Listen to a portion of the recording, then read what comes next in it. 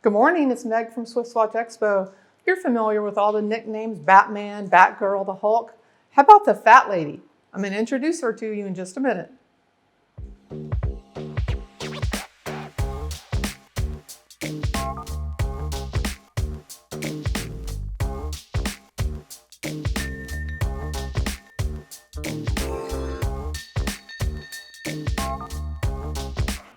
Hi, it's Meg from SwissWatchExpo.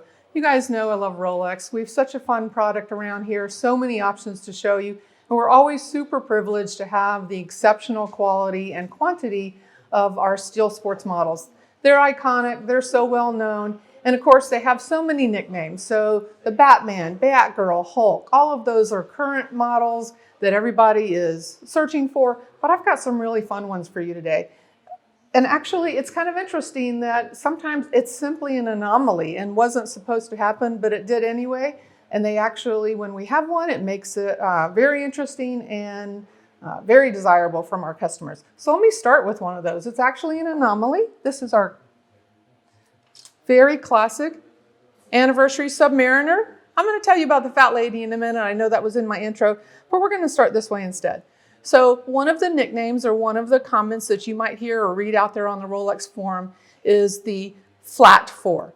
So people are always wondering, what is the flat 4? This is the anniversary Submariner, but if you look very closely, you'll notice the 4 in the 40 on the Submariner bezel is actually cut across the top very square instead of more pointed like a triangle. So if you compare this to some of the other Submariners, you'll notice this one has a flat 4. That's all it is. It's just the way that that particular bezel was printed. But it's really fun. It actually makes it very collectible and quite interesting to have that makes yours different from anyone else's. So our Submariner flat 4 is the first one that I wanted to show you about. The second one I want to show you is actually, and we have it listed this way as an error dial. Not era as in time frame, but error as in there was a mistake made on this. And the fact that they're out there and we have one, again, very collectible, really fun to see, and while I had it, before we sell it, I wanted an opportunity to show it to you. So for a long time, Rolex had parts, bezels, dials made in different facilities, in different locations. It wasn't always all in-house. And sometimes when those are being produced, a particular vendor or producer of these dials would make a mistake. You'd have to look very, very, very closely, but I know our photographers are amazing camera people, and they'll show you this. If you look at this, this is a GMT-Master 2. And if you look at where it says GMT-Master 2, you'll notice that 2 is not a Roman numeral 2. It's actually a capital II. So this is called an error dial. It's been a mistake. It should have been a Roman numeral 2. And if you compare it to the classic GMT dials, or the ones that are currently made, you'll notice. So right here, very small in the center of the dial, you'll see that GMT-Master 2.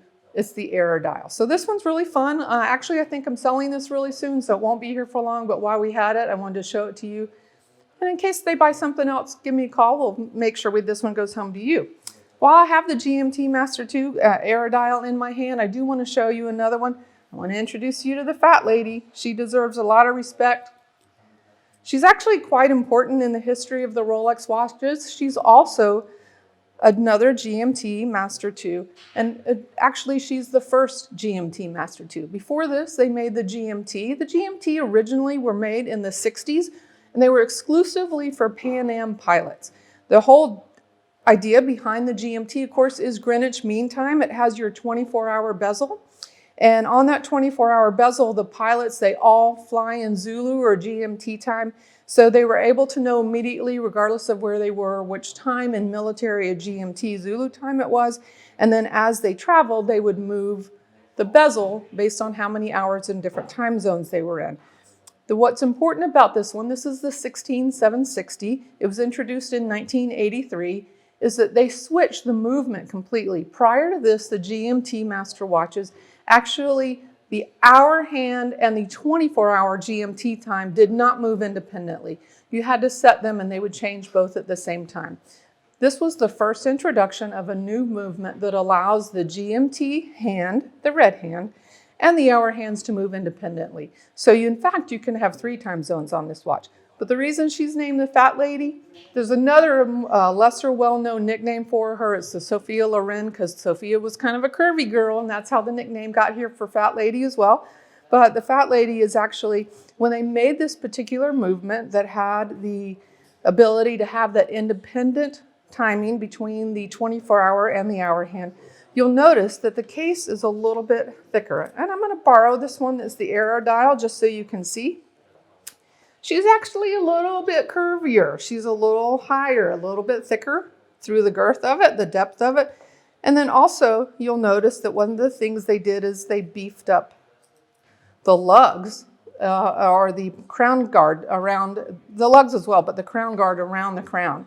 So just in general, she's curvier, she's very beautiful, but this is why she earned the nickname the Fat Lady. Now, what's so interesting about this, of course, it's significant in the history of Rolex with respect to the introduction of the independent 24-hour GMT time being able to be set, but also they only made this through 1988. So, and they also always made this only with the Coke bezel on it. So this is the way it came. It's a beautiful timepiece. It's so stunning, but I know you may have wanted just to introduce it to you today, kind of show you that in 3 different cases, the Fat Lady, the Error Dial, and the Flat 4. There's always such a unique history and legacy behind these watches. We always love to share these with you and let you take a look at them. Please feel free to give us a call at SwissWatchExpo. Subscribe to our YouTube video, give us a video a thumbs up, and we'll be happy to take great care of you and see which one of these special watches you'd like to take home today.